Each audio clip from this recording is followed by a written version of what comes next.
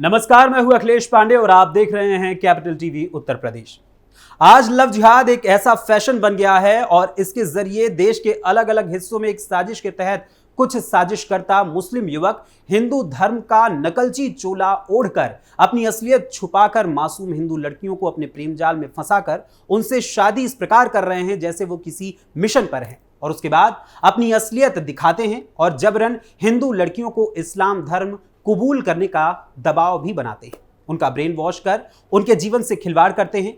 और ऐसी परिस्थितियों में जब मामला न्यायालय में जाता है तो मामले की सच्चाई जानने के बाद न्यायालय को यह कहना पड़ता है कि देश में पाकिस्तान, बांग्लादेश जैसे हालात पैदा करने की साजिश हो रही है। कुछ ऐसा ही हुआ है सूबे के बरेली जनपद में, जहां लव जिहाद मामले में टिप्पणी करते हुए जज साहब ने दोषी को सुना दी है उम्र कैद की सजा।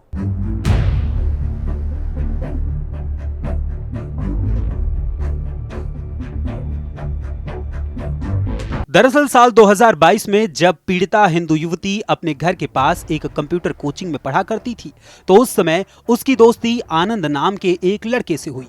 आनंद जादवपुर से वहां कोचिंग पढ़ने आया करता था। वो हाथ में कलावा भी बांधता था और हिंदू लड़के के रूप में उसने अपनी पहचान बताकर रखी थी। पीड़िता से उसने पहले दोस्ती की और फिर एक रोज उसने हिंदू युवती को यानी पीड़िता को शादी के लिए प्रपोज कर दिया। हिंदू युवती उस युवक की बातों में आ गई और उसने हाँ कर दी।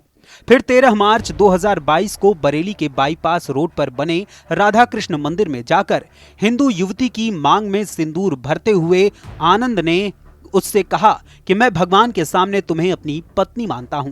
इसके बाद वो पीड़िता को लेकर रुहेलखंड विश्वविद्यालय के पास अपने एक दोस्त तालीम के कमरे पर ले गया और वहां उसके साथ शारीरिक संबंध बनाए और इसका वीडियो भी बना लिया। इसके बाद कई बार रिश्ते की दुहाई देकर उस वीडियो और अन्य फोटोज के आधार पर उसने हिंदू युवती की मर्जी के बिना भी उससे जबरन शारीरिक संबंध बनाए और इस बीच युवती प्रेग्नेंट भी हो गई। इसके बाद वो उसके साथ मारपीट करने लगा और शादी के 1 साल बीत जाने के बाद जब युवती प्रेग्नेंट हो गई थी तब भी होटल में उसके साथ उस आनंद नाम के लड़के ने रेप किया। जब हिंदू लड़की जादवपुर में आनंद के घर पहुंची तो उसे सच्चाई का पता चला कि उसका असली नाम आनंद नहीं बल्कि मोहम्मद आलिम है। जब आलिम उर्फ आनंद के घर वालों को हिंदू युवती के गर्भवती होने का पता चला तो उन्होंने पहले तो उसे गर्भपात कराने को बोला और साथ ही जबरन उसका धर्म परिवर्तन कराने और अपने बेटे मोहम्मद आलिम उर्फ आनंद से निकाह करने को कहा।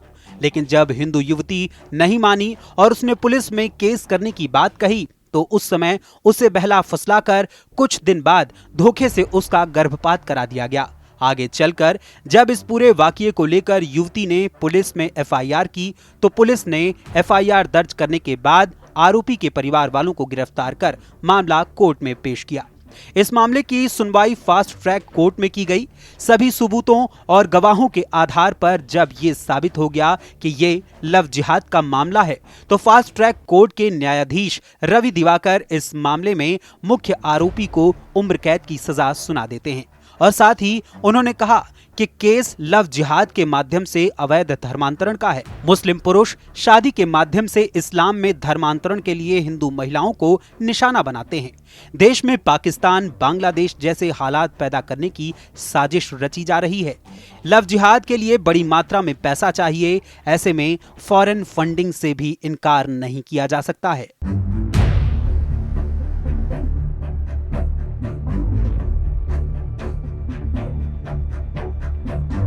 यानी कि यह साफ है कि देश में बड़े पैमाने पर एक ऐसी साजिश रची जा रही है जिसके माध्यम से हिंदू महिलाओं अथवा युवतियों को टारगेट करते हुए कुछ मुस्लिम युवक अथवा पुरुष उन्हें बरगलाने, धोखे में रखकर हिंदू बनकर उनसे विवाह करने और फिर शादी के बाद जबरन उनका धर्म परिवर्तन कराने का दबाव बनाने का काम कर रहे हैं।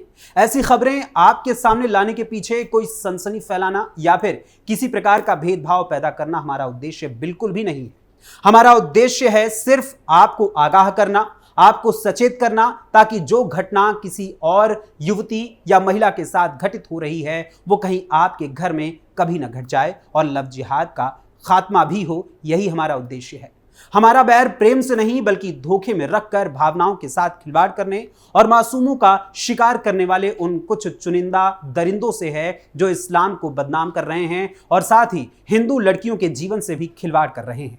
फिलहाल बरेली में फास्ट ट्रैक कोर्ट के द्वारा लव जिहाद को दी गई यानी कि लव जिहाद के दोषी को दी गई फांसी की सजा और लव जिहाद पर की गई टिप्पणी पर आपका क्या कहना है, हमें अपने कमेंट्स के जरिए जरूर बताइएगा। फिलहाल अभी के लिए अनुमति दीजिए, फिर मुलाकात होगी किसी और खबर किसी और मुद्दे के साथ। तब तक के लिए धन्यवाद, नमस्कार।